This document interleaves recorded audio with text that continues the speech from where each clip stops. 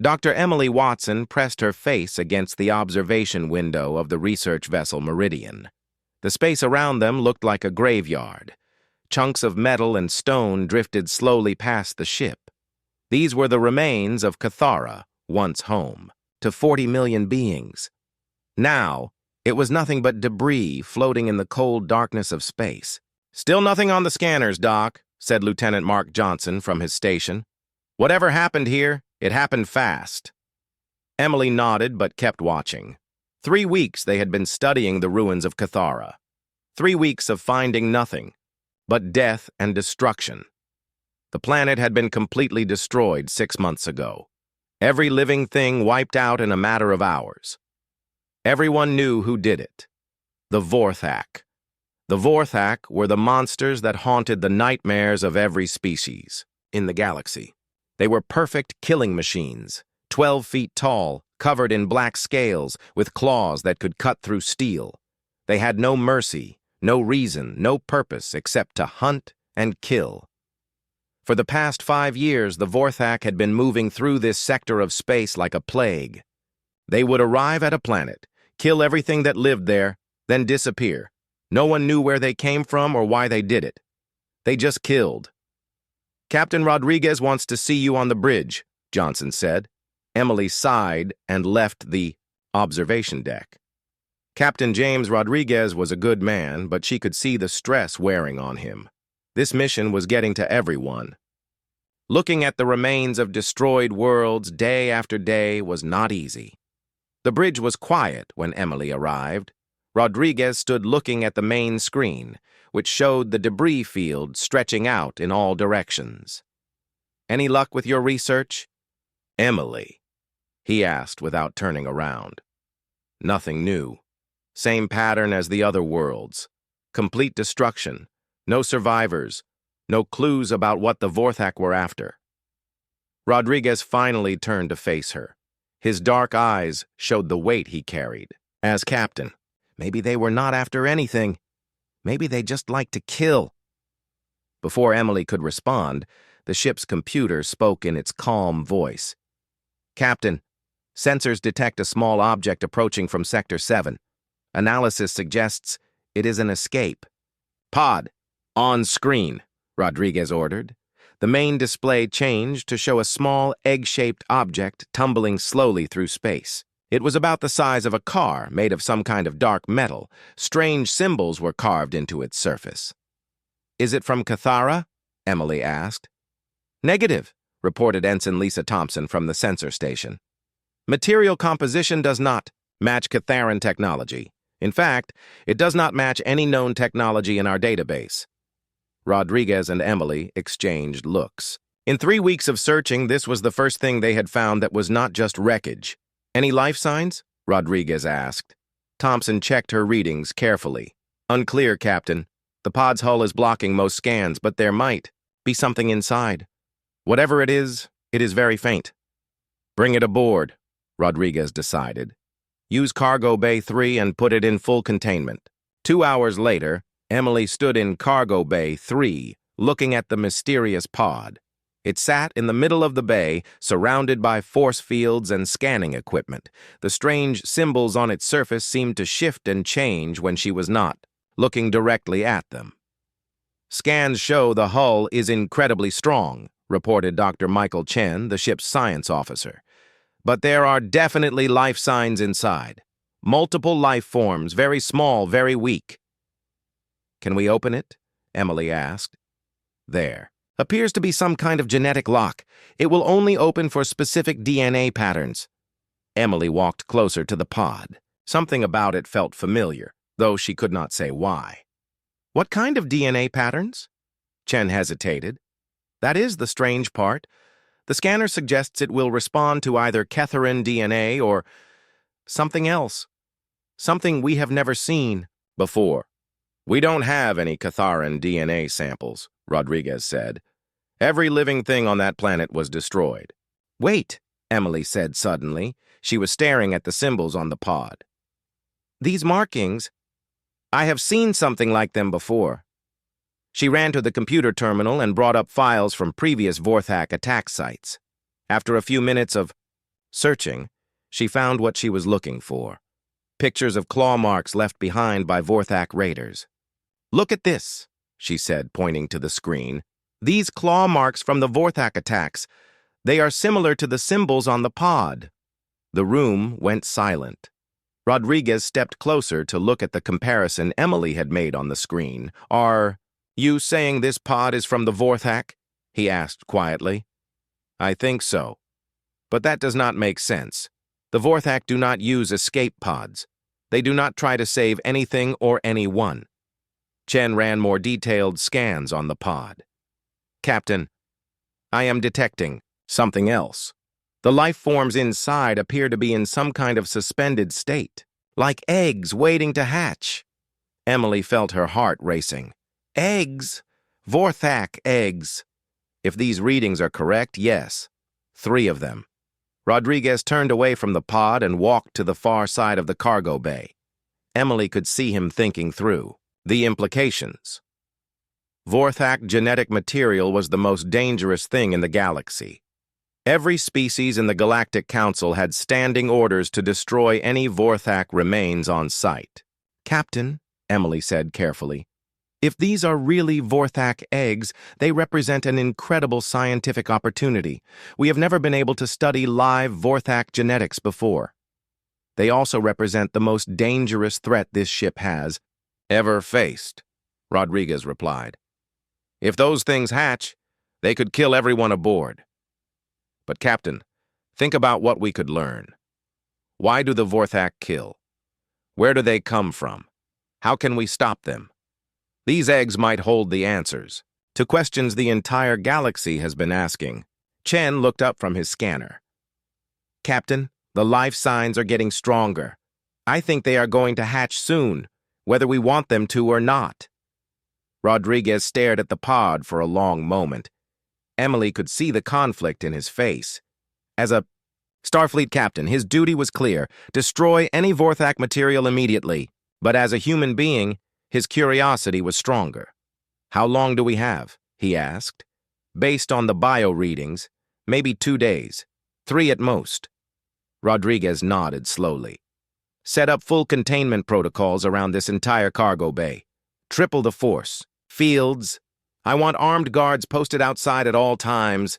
And Emily, you have 48 hours to learn everything you can about what is in that pod." "Captain, Galactic Command will not approve of this," Chen warned. "Then we will not tell them yet," Rodriguez said. 48 hours, people. Then we decide what to do with the most dangerous discovery in human history." As the team left the cargo bay, Emily stayed behind for a moment. She looked at the pod sitting quietly in its containment field. Somewhere inside were 3 Vorthak eggs waiting to hatch. In 2 days, she might be looking at the face of her species' greatest enemy, or she might be looking at something else entirely. Something that could change everything they thought they knew about the monsters that haunted the galaxy. The pod pulsed once with a soft, warm light. Emily took that as a sign that time was running out. Emily Watson had not slept in 36 hours. She sat in the observation room overlooking Cargo Bay 3, watching the Vorthak pod through 3 layers of force fields. Her coffee had gone cold hours ago, but she barely noticed. The bio readings on her scanner were changing every few minutes. "The life signs are getting stronger," she reported into her communication device. "I think it will happen soon." Captain Rodriguez's voice came through the speaker. "How soon?" "Maybe a few hours. The energy patterns inside the pod are becoming more active." In the cargo bay below, the pod was glowing brighter than before.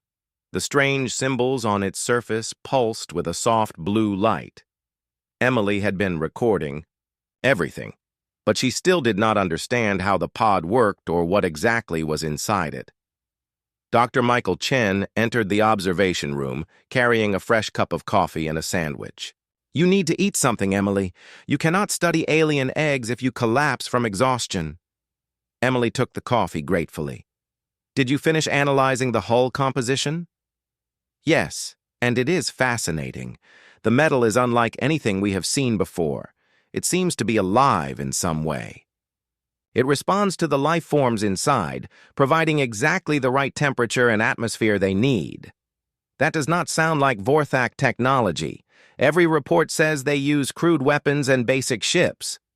Maybe we do not know as much about the Vorthak as we thought, Chen suggested.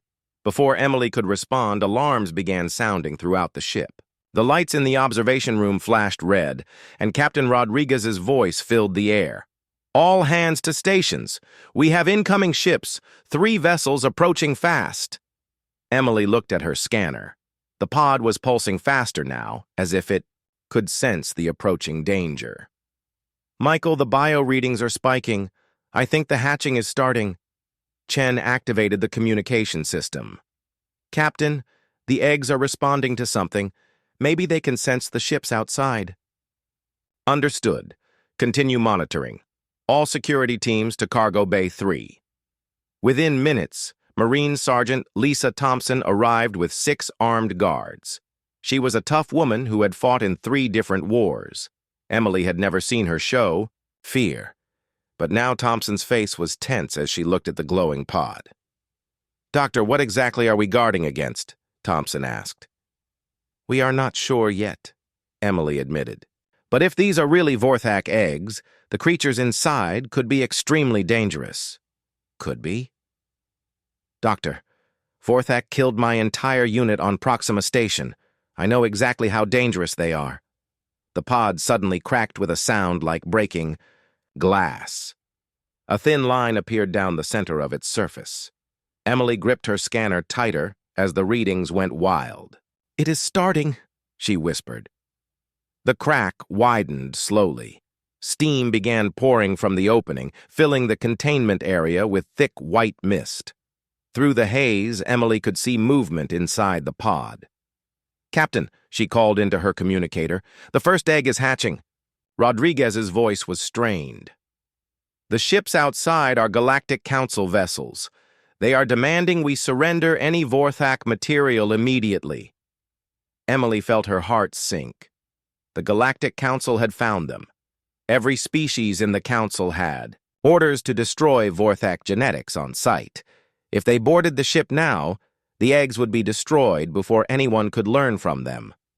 A small shape emerged from the pod. Emily held her breath as the creature stepped into the light. It was about the size of a large dog, covered in dark scales like adult Vorthak. But something was different. Its eyes were not the cold yellow of a predator. They were deep blue, and they looked curious rather than angry. "My God," Chen whispered. "It is beautiful." The young Vorthak looked around the cargo bay with obvious intelligence. When it saw the observation window, it tilted its head and made a soft chirping sound. Nothing like the terrifying roars that adult Vorthak were known for. "It does not look aggressive," Thompson said, lowering her weapon slightly. "I expected something more monster-like." A second creature emerged from the pod. This one was slightly smaller than the first, with lighter scales that seemed to shimmer in the light. It immediately moved close to its sibling, and they touched noses gently. "They are showing affection," Emily said in amazement. "Vorthak are not supposed to have social bonds." The third creature was the smallest of the 3. When it came out of the pod, it stumbled and fell. Immediately, the other 2 moved to help it stand. They supported their smaller sibling between them, making gentle sounds that almost seemed like comfort. "This does not match any behavior patterns in Vorthak research," Chen said. "Adult Vorthak do not help each other. They barely tolerate being in the same area." Emily was recording everything. "Maybe these are different somehow. Maybe they are not like their parents." Captain Rodriguez's voice filled the room again. "The Council ships are powering weapons. They want us to jettison any Vorthak material into space so they can destroy it." "Captain, please," Emily called back. "Just give us more time. These creatures are not what we expected." In the cargo bay, the 3 young Vorthak had moved to the edge of the containment field. The largest one reached out carefully and touched the energy barrier. When nothing happened, it looked up at the observation window where Emily was standing. For a moment, their eyes met through the glass. Emily saw something in the creature's gaze that shocked her. Intelligence? Yes, but also something else. Something that looked almost like sadness. The creature made a complex series of sounds, almost like it was trying to communicate. The other two joined in, creating a harmony that was surprisingly beautiful. "Are they trying to talk to us?" Thompson asked. "I think they are," Emily said. "Michael, are you recording these sounds?" "Yes, and the computer is trying to analyze them for patterns. Emily, these might actually be a language." Suddenly the ship shook as energy blasts hit the shields. The Galactic Council ships had opened fire. "All hands, prepare for boarding," Rodriguez announced. "They are coming aboard, whether we cooperate or not." Emily looked at the three young creatures in the cargo bay. They had huddled together when the ship was hit, clearly frightened. The smallest one was making soft, distressed sounds that its siblings tried to comfort. "They are scared," Emily said. "They are just children, and they are scared." Thompson stared at the creatures for a long moment. "Doctor, I have seen what adult Vorthak can do. I have nightmares about their claws and teeth, but these look like babies who need protection." "The Council will not care," Chen said grimly. "Their orders are to destroy all Vorthak genetics. No exceptions." Emily made a decision that surprised even herself. She activated the communication system to speak directly to the cargo bay, hoping the creatures could hear her. "We will not let them hurt you," she said clearly. "I promise." The largest creature looked up at her again. This time, Emily was certain she saw understanding in its eyes. Heavy footsteps echoed in the corridor outside. The boarding party had arrived. Emily knew that in minutes, armed soldiers would enter Cargo Bay 3 with orders to kill the three young creatures who were huddled together in fear. "What do we do, Doctor?" Thompson asked. Emily looked at the young Vorthak one more time. They were not monsters. They were children, and children deserved protection, no matter what species they belonged to. "We stand between them and anyone who wants to harm them," Emily said firmly. Thompson nodded and raised her weapon toward the door. "Then that is what we do." The cargo bay doors burst open as Galactic Council soldiers poured into the room. Emily took a deep breath and prepared to fight for 3 lives that the rest of the galaxy wanted to end. The Galactic Council soldiers filled Cargo Bay 3 with weapons aimed at the 3 young Vorthak. Emily Watson stood between the armed forces and the creatures, her hands raised, but her voice steady. "Please wait," she called out. "These are not what you think they are." Commander Vex of the Rigelian forces stepped forward. His blue skin was marked with the ritual scars of a veteran warrior. Behind him came Ambassador David Park, humanity's representative to the Galactic Council. Park's face showed the strain of trying to keep peace between dozens of angry alien species. "Dr. Watson, step away from the creatures immediately," Commander Vex ordered. "We have our orders. All Vorthak genetic material must be destroyed." "David, please," Emily said to Ambassador Park. "Just listen to me for 5 minutes. These creatures are different." Park looked past Emily at the 3 young Vorthak huddled together near the empty pod. The largest one was standing protectively in front of the smaller 2, but it showed no signs of aggression. Instead, it seemed to be studying the soldiers with curious, intelligent eyes. "Emily, you know I trust your judgment," Park said carefully. "But the Council has lost 17 worlds to Vorthak attacks. 43 billion people are dead because of their species." Behind the soldiers, Captain Rodriguez entered the cargo bay with Dr. Chen. Rodriguez surveyed the tense situation and moved to stand beside Emily. "Ambassador Park, I am formally requesting a hearing before any action is taken," Rodriguez said. "These creatures have shown behavior that contradicts everything we know about their species." Commander Vex raised his weapon higher. "Captain, you are harboring the enemy of all civilized life. Stand aside or be considered a threat to galactic security." The largest young Vorthak made a soft sound that caused its siblings to move closer, together. Emily noticed that despite having sharp claws and teeth like adult Vorthak, none of the creatures had taken an aggressive stance. "Commander, look at them," Emily said. "Adult Vorthak would have attacked by now. These three are showing fear, not aggression. They are protecting each other, not trying to hurt anyone." "Vorthak young mature quickly," Vex replied. "In days, they will be killing machines like their parents." Dr. Chen stepped forward with his scanner. "Commander, I have been monitoring their brain patterns. The neural pathways associated with predatory behavior in adult Vorthak are completely absent in these specimens." "Impossible," said Counselor Thara, a tall alien with silver skin who had just entered the bay. "Vorthak are born killers. It is their genetic programming." "Not these three," Chen insisted. "Their brain chemistry is fundamentally different. The aggression centers are dormant, possibly permanently inactive." Ambassador Park moved closer to examine the creatures himself. The largest young Vorthak watched him approach but made no threatening moves. Instead, it tilted its head and made a series of melodic sounds. "What was that?" Park asked. "We think they are trying to communicate," Emily explained. "They have been making complex vocal patterns that suggest language development." Counselor Thara laughed harshly. "Vorthak do not communicate. They only roar before they kill." The smallest young Vorthak, apparently responding to the hostile tone, made a soft whimpering sound. Immediately, its two siblings moved to comfort it, creating a protective circle around their frightened sibling. Marine Sergeant Thompson, who had been watching silently, lowered her weapon slightly. "Ma'am, I have fought Vorthak before. I have seen them tear through armed soldiers without hesitation. But these three, they act like scared children."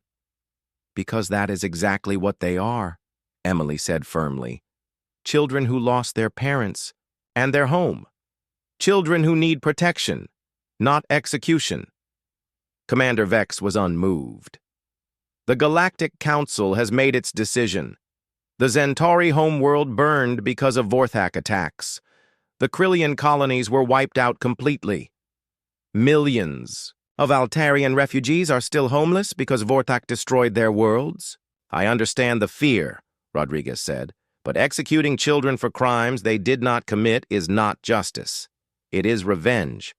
Ambassador Park activated his communication device. "This is Park requesting emergency council session. We have a situation that requires immediate discussion." Within an hour, the main conference room aboard the Meridian was filled with holographic projections of alien leaders from across the galaxy. Emily found herself standing before representatives of every major species, trying to convince them that 3 young Vorthak deserved to live. Chancellor Morak of the Zentauri Federation spoke first. His scaled face showed the pain of someone who had lost everything. "Dr. Watson, you were not there when the Vorthak came to my world. You did not see children running as monsters tore through our cities." "I have seen the footage," Emily replied softly. "The destruction was terrible, but these 3 did not cause that destruction. They were not even alive when it happened." "They carry the same genes," said High Counselor Zara of the Altarian Republic. "The same instincts that drove their species to murder billions." Dr. Chen projected his research data for all to see. "The genetic analysis shows significant modifications. These specimens lack the neurochemical triggers for extreme aggression found in adult Vorthak. They appear to be evolutionary variants." "Or they could be some kind of trick," suggested General Torvin of the Krillian survivors. "The Vorthak are more cunning than we realized. Perhaps they sent these young ones to make us lower our guard." Emily felt frustration building inside her. "General, they hatched from eggs found in an escape pod. If this were a trick, why would the Vorthak sacrifice their own offspring?" "Maybe because they know we would do exactly this," Commander Vex said. "Debate and delay while they prepare another attack." The largest young Vorthak, whom Emily had started thinking of as Alpha, moved to the edge of the containment field again. It looked up at the holographic images of the alien leaders and made a series of sounds that were clearly directed at them. "It is trying to speak to them," Emily said. "Can't you see that?" Counselor Thara shook her head. "Animals make sounds too. That does not make them intelligent." Dr. Chen ran another scan. "The vocal patterns are becoming more complex. I believe they are actually learning our language by listening to us speak." To prove his point, Chen played back the sounds the creatures had made over the past 2 days. The progression was clear. The early sounds were simple and repetitive. The recent ones showed structure and variation that suggested grammar and vocabulary development. "They are learning," Emily said. "Just like any intelligent species learns. They are trying to understand us, to communicate with us." Chancellor Morak studied the data carefully. "Even if they are intelligent, even if they are different from their parents, how can we risk it? How can we take the chance that they might develop the same murderous instincts?" "Because," Emily said, "the alternative is to become murderers. Ourselves. These are innocent beings. If we kill them for crimes they did not commit, how are we any better than the monsters we fear?" The conference room fell silent. Emily could see the struggle on every alien face. Fear warred with conscience. Survival instinct battled with moral principles. Ambassador Park finally spoke. "I propose a compromise. Give us time to study these creatures properly. If they show any signs of dangerous behavior, they will be destroyed immediately. But if they prove to be genuinely different, perhaps we can find another solution." "How long?" Commander Vex asked. 6 months. Full observation and testing. If at any point they become a threat, the experiment ends." The alien leaders looked at each other through their holographic connections. Emily held her breath as they considered Park's proposal. "The risk is enormous," Chancellor Morak said finally. "But perhaps we owe it to our dead to try a different path than endless killing." One by one, the other leaders nodded agreement. It was not enthusiasm, but it was consent. Emily looked down at the 3 young Vorthak who had unknowingly just won their first reprieve from death. They had 6 months to prove that mercy was stronger than fear, that nature could be overcome by nurture. 6 months to show the galaxy that even monsters could be redeemed. 3 months had passed since the Galactic Council agreed to give the young Vorthak a chance. Emily Watson watched Alpha, Beta, and Gamma through the observation window of their new habitat aboard the research station New Hope. The 3 creatures had grown significantly, now standing about 4 feet tall, but their gentle nature remained unchanged. "Their language skills are developing faster than any species on record," Dr. Chen reported during the daily briefing. "Alpha can now speak basic sentences in 5 different galactic languages." Captain Rodriguez nodded as he reviewed the reports. "What about their physical capabilities?" "Strong, but they seem to instinctively control their strength around smaller beings," Emily added. "Yesterday, Gamma accidentally stepped on a maintenance robot. Instead of crushing it, she immediately lifted her foot and tried to help fix it. The door to the briefing room opened, and Ambassador Park entered with a grim expression. Behind him came Commander Vex and 3 other Galactic Council representatives. "I'm afraid our time is running short," Park announced. "There have been new developments." Commander Vex activated a holographic display showing a star map. Several systems were marked in red. 2 weeks ago, Vorthak attacks resumed. 3 colonies in the Outer Rim have been destroyed. Emily felt her heart sink. "But that has nothing to do with Alpha, Beta, and Gamma. They have been here under constant observation. The Council believes these attacks prove that Vorthak are regrouping," Counselor Thara said via hologram. "They want all specimens destroyed immediately to prevent any possibility of the species recovering." "That is completely illogical," Dr. Chen protested. "Our 3 subjects had no contact with any other Vorthak. They cannot be responsible for attacks happening light years away." Commander Vex looked uncomfortable, but determined. "Dr. Chen, logic is not the concern here. Fear is. Every species in the Council is terrified that keeping these creatures alive will somehow encourage more Vorthak attacks. Rodriguez stood up slowly. Commander, we gave our word that these beings would have 6 months to prove themselves. It has only been 3 months. Circumstances have changed, Captain. The Council fleet will arrive in 6 hours with orders to destroy the specimens and this entire station if necessary.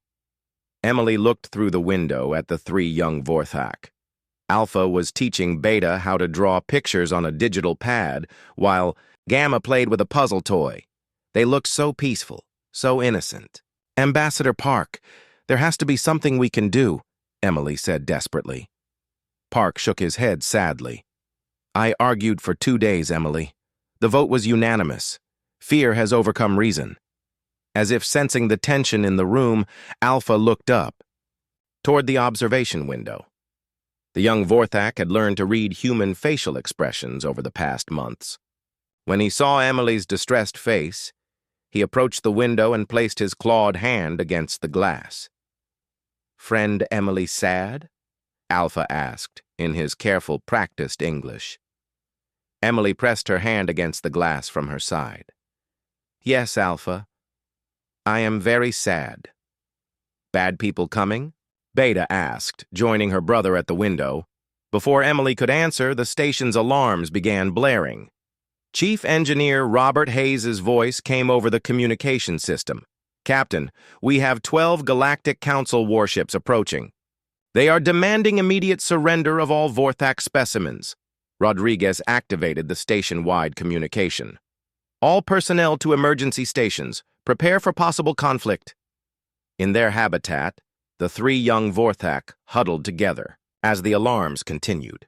Gamma, the smallest, was making distressed sounds while her brothers tried to comfort her. They are scared, Emily said. They do not understand why everyone wants to hurt them. Commander Vex checked his weapon. Dr. Watson, please step away. From the observation area, we will make this as quick as possible. No, Emily said firmly, moving to block the door to the habitat. I will not let you murder children. They are not children, Vex insisted. They are Vorthak. They are both, Rodriguez said, moving to stand beside Emily. And we do not kill children on my station.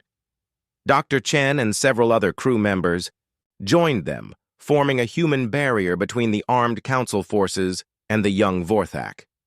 Marine Sergeant Thompson appeared in the doorway with a squad of human soldiers. Captain, the council ships are powering weapons. They say they will fire on the station if we do not comply in 10 minutes.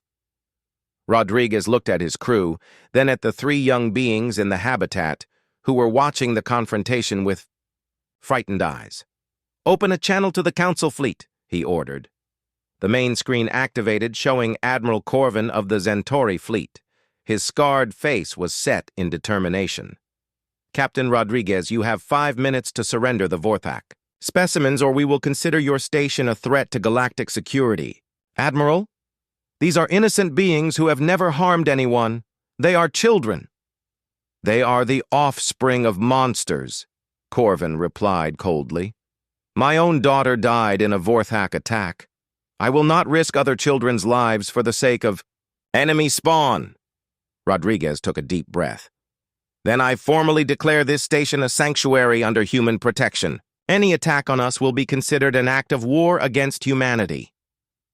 The council representatives in the room looked shocked. Commander Vex stepped forward. Captain, you cannot mean that. You are risking the entire human species for 3 aliens. I'm risking the human species for what makes us human, Rodriguez replied. Compassion, mercy, and the protection of the innocent. On the screen, Admiral Corvin's expression hardened. Captain, you have 2 minutes to reconsider. Suddenly, Alpha stepped forward in the habitat and spoke clearly into the communication system. Please, no hurt, friends. We good. We no hurt nobody. The bridge fell silent as the young Vorthak continued. Humans kind to us when all others want kill. We protect humans now. Beta and Gamma joined their brother. Together, the 3 young Vorthak began making a harmonious sound that filled the station. It was beautiful and complex, unlike anything anyone had heard before. Chief Engineer Hayes checked his instruments and looked amazed. "Captain, the station's shields just increased power by 300%. The energy is coming from the habitat." "Impossible," Commander Vex said. "Vorthak do not have psychic abilities." "These ones do," Dr. Chen said, staring at his readings. "They are somehow channeling energy through their vocal harmonics."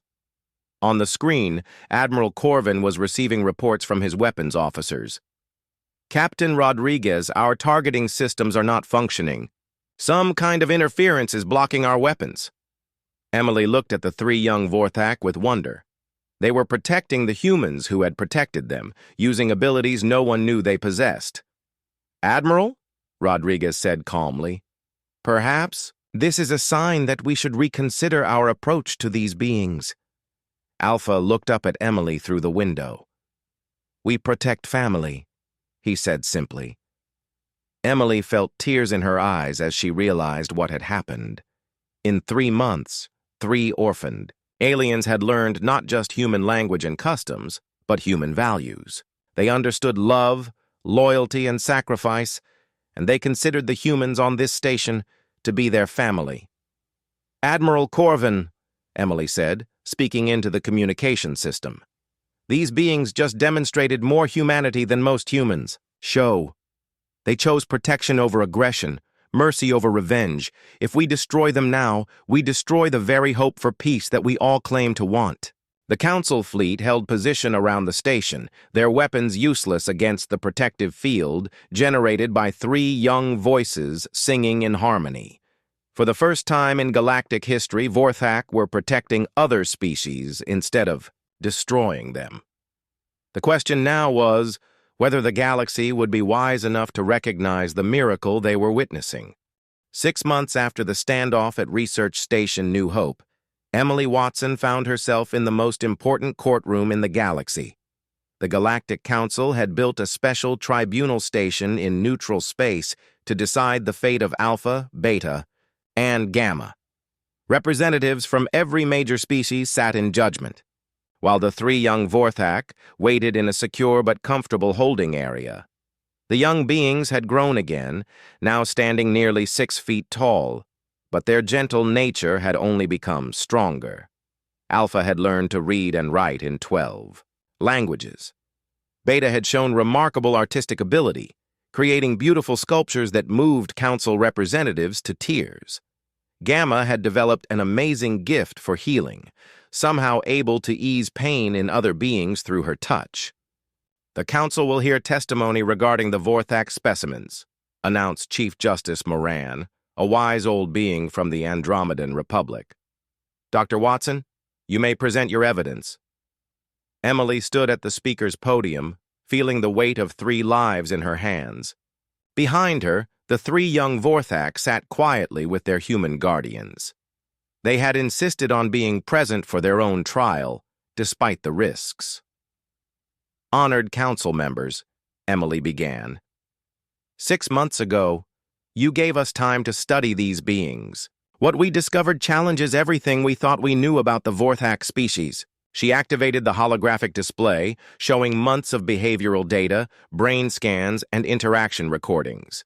Alpha, Beta, and Gamma have demonstrated intelligence equal to any species in this council. They show empathy, creativity, and moral reasoning. Most importantly, they have never shown any aggressive behavior toward any living being. Counselor Thara of the Altarian Republic stood up. "Dr. Watson, intelligence and creativity mean nothing if these creatures still carry the genetic programming for violence. How can you guarantee they will not one day become the monsters their parents were?" "I cannot guarantee anything about the future," Emily admitted. "But I can show you what they have chosen to do with the abilities they possess." Emily played a recording from 3 weeks earlier. The video showed Gamma using her healing abilities to help an injured maintenance worker, while Alpha and Beta worked together to repair damage to the station's life support systems. When given the choice between helping and harming, they have consistently chosen to help, Emily continued. When given the power to destroy, they have used it only to protect. Commander Vex rose from his seat. Dr. Watson, we have all seen impressive behavior from these specimens, but we have also received disturbing reports about their abilities. They somehow disabled an entire fleet of warships. What prevents them from using those same abilities to attack civilian populations? Before Emily could answer, Alpha stood up in the gallery. May I speak, please? Justice Moran looked surprised. The specimens wish to address the council directly. We are not specimens, Alpha said with quiet dignity. We are people. We have names, thoughts, feelings. We wish to speak for ourselves. The council chamber buzzed with whispered conversations. Never before had Vorthak attempted to communicate with the galactic community as equals. You may speak, Justice Moran decided. Alpha walked to the center of the chamber, followed by his siblings. The three young beings stood before the most powerful leaders in the galaxy without showing any fear. Honored council members, Alpha began in perfect formal speech. We know our people did terrible things. We have seen the records of the destroyed worlds, the billions who died.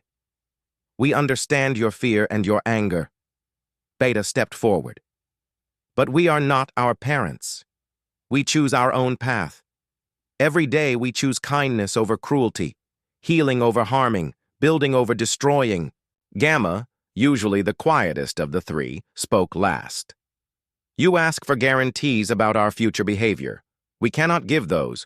No person of any species can promise they will never do wrong. But we can promise to try always to do right, Chancellor. Morak of the Zentauri Federation stood up, his face showing the pain of old wounds. Young ones, my people have suffered greatly at the hands of your species. Can you understand why we find it difficult to trust you? Alpha nodded sadly. We understand, Chancellor Morak. If we could bring back the people who died, we would. If we could undo the pain our species caused, we would. But we cannot change the past. We can only try to build a better future. Pretty words, said General Torvin of the Krillian survivors. But actions matter more than words. What actions would you take to prove your good intentions? Beta answered immediately. We offer our service to the Council. Let us help repair the damage our species caused. We can use our abilities to heal the wounded, to rebuild destroyed worlds, to protect the innocent. And if other Vorthak appear, Counselor Thara asked, if your violent relatives return to continue their killing, Spray? The three siblings looked at each other, having clearly discussed this possibility many times. Then we will stand against them, Alpha said firmly. We will protect the innocent even if it means fighting our own kind. A shocked silence filled the chamber. The idea of Vorthak fighting against other Vorthak was something no one had ever imagined. High Counselor Zara of the Altarian Republic leaned forward. You would fight against your own species to protect others? Family is not about genetics, Gamma said softly. Family is about love, care, and protection. The humans who raised us are our family. The species who accept us as friends are our family. We will protect our family. Dr. Chen stood up in the gallery. If I may address the council, I have additional evidence to present. Justice Moran nodded permission. Over the past 6 months, we have conducted extensive genetic analysis of Alpha, Beta, and Gamma. We have discovered that their DNA contains modifications that appear to be intentional. Someone or something altered their genetic structure before they were placed in that escape pod. The chamber erupted in surprised voices. This was new information that no one had heard before. Are you suggesting these modifications were made by other Vorthak? Justice Moran asked. That appears to be the most likely explanation, Dr. Chen confirmed. It seems that at least some members of the Vorthak species recognized the destructive path their people were on and tried to create a new generation that would be different. Emily felt hope rising in her chest. Do you understand what this means? These three are not accidents or anomalies. They represent hope from within the Vorthak species itself. Even among the most feared predators in the galaxy, some chose the path of redemption. Chancellor Morak sat back in his chair, deep in thought. If this is true, if some Vorthak were trying to change their species from within, then perhaps these three represent something unprecedented. Perhaps they represent the possibility of evolution, of growth beyond our nature. Alpha stepped forward again. We do not ask you to forget the pain our species caused. We do not ask you to trust us immediately. We ask only for the chance to prove that even the children of monsters can choose to be heroes. The young Vorthak's words hung in the air as the council members considered their decision. Emily looked at the three beings who had grown from frightened hatchlings into thoughtful, compassionate individuals. In a few hours, the council would vote on whether they lived or died. But regardless of the outcome, Emily knew that Alpha, Beta, and Gamma had already accomplished something remarkable. They had shown the galaxy that redemption was possible, that nature could be overcome by nurture, and that even in the darkest places light could still grow. The question now was whether the galaxy was ready to believe in the power of second chances. 5 years had passed since the trial that changed everything.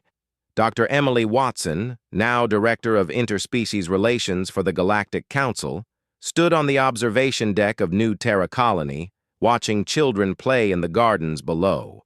Human. Children laughed and ran alongside young beings from a dozen different species, and among them, 3 tall figures with dark scales helped organize games and settled small disputes with gentle wisdom. Alpha, Beta, and Gamma had grown into remarkable adults. Alpha now served as a translator and mediator, his gift for languages, helping resolve conflicts between species who had fought for generations. Beta had become a renowned artist whose sculptures stood in peace parks across the galaxy. Gamma worked as a healer in refugee camps, using her unique abilities to help those who had suffered from the old wars. Director Watson, you have a communication. From the Outer Rim, announced Lieutenant Sarah Johnson, Emily's assistant. Emily activated the holographic display. Commander William Foster appeared, speaking from the bridge of the exploration vessel Harmony. Behind him, she could see both human and Vorthak crew members working side by side. Emily, we found another group, Foster reported. 18 Vorthak, survivors hiding in the asteroid fields of the Kronos system. They say they have been in hiding since the Great War ended. This was the 7th group of Vorthak survivors discovered in the past 2 years. Each time, the same story emerged. Not all Vorthak had been mindless killers. Some had hidden away, ashamed of what their species had become, waiting for a chance to prove they could be different. What is their condition? Emily asked.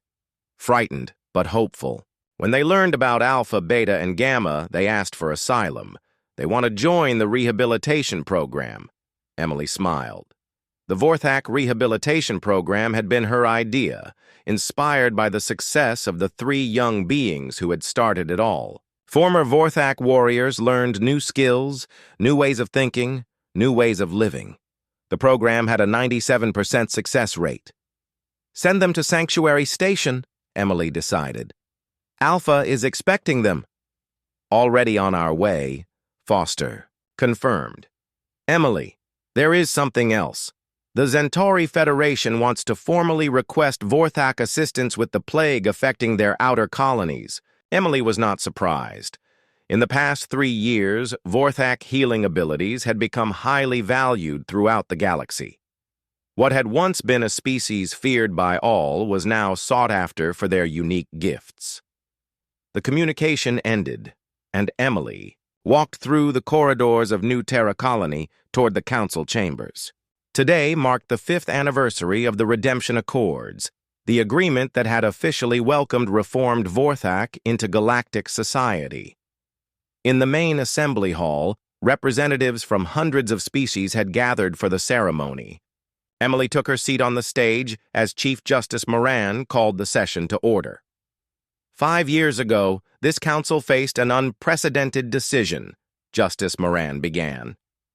We were asked to show mercy to the children of our greatest enemies. Many of us voted against our fears rather than our hatred. Today, we celebrate the wisdom of that choice. Alpha, Beta, and Gamma entered the hall together, now wearing the formal robes of council ambassadors. The chamber erupted in applause as the three beings who had changed galactic history took their seats. Chancellor Morak of the Zentauri Federation stood to address the assembly. When I first saw these three beings, I saw only the faces of my people's killers. Today, I see my friends, my colleagues, and my teachers. They have taught us that forgiveness is stronger than fear, that redemption is always possible. Counselor. Thara, once one of the strongest opponents of the Vorthak, spoke next. The Altarian Republic formally thanks the Vorthak community for their assistance in rebuilding our war-torn worlds. Your people have turned from destroyers into builders, from warriors into healers. General Torvin, the Krillian survivor who had lost everything to Vorthak attacks, approached the podium with tears in his eyes. Today, I announce that my granddaughter will be attending the Interspecies Academy alongside Vorthak students. What seemed impossible 5 years ago is now simply normal. This is the greatest victory any of us could have imagined. As the ceremony continued, Emily remembered the frightened hatchlings she had first seen in the cargo bay of the Meridian. Those small, curious creatures had grown into beings who embodied the best qualities of every species: human compassion, Zentauri wisdom, Altarian creativity, and Krillian determination. After the formal ceremonies ended, Emily found herself in the memorial garden that honored the victims of the old Vorthak wars. Alpha, Beta, and Gamma often came here to remember those who had died and to renew their commitment to making amends. Director Watson, Alpha said as she approached, "Thank you for coming." "I would not miss this," Emily replied. "You three have accomplished something remarkable." Beta gestured toward the memorial stones that bore the names of billions of victims. "We know we can never bring them back, but perhaps we have helped ensure that such tragedy never happens again." Gamma added quietly, "Every day, we work to be worthy of the trust you placed in us." Emily looked around the garden where representatives from dozens of species stood together in peaceful reflection. Former enemies now worked as allies. Fear had been replaced by understanding. Hatred had given way to hope. "You have done more than prove yourselves worthy," Emily said. "You have shown the entire galaxy what humanity can accomplish when we choose compassion over fear." As the sun set over New Terra Colony, Emily watched as human children continued playing with their Vorthak friends. A new generation was growing up without the prejudices and fears of their parents. To them, having Vorthak neighbors was as normal as having human ones. Captain Rodriguez, now Admiral of the Integrated Defense Fleet, joined Emily at the observation window. "Do you ever regret the choice we made that day on the Meridian?" he asked. Emily thought about all the lives that had been saved, all the conflicts that had been prevented, all the bridges that had been built between species who had once been mortal enemies. "Never," she said firmly. "We proved that day that the greatest strength of humanity is not our weapons or our technology. It is our willingness to see the good in others, even when the rest of the galaxy has given up hope." As night fell over the colony, the lights of 1,000 different communities twinkled in the darkness. Human settlements next to Vorthak villages. Zentauri research stations partnered with Altarian art colonies. Krillian trading posts serving customers from across the galaxy. Alpha, Beta, and Gamma had become more than just symbols of redemption. They had become proof that love could conquer fear, that understanding could overcome prejudice, and that even the most unlikely beings could become family. In the children's laughter echoing through the gardens, in the mixed crews working together, On starships, in the joint research project solving galactic problems, the legacy of three small creatures who had been given a chance to grow up with love instead of hatred lived on. The galaxy had learned that sometimes the greatest victories come not from defeating your enemies, but from helping them become your friends, and it had all started with three humans who chose to see children where others saw monsters, who offered shelter when the rest of the galaxy offered only death. In the end, that choice had redeemed not just the Vorthak, but the entire galaxy itself.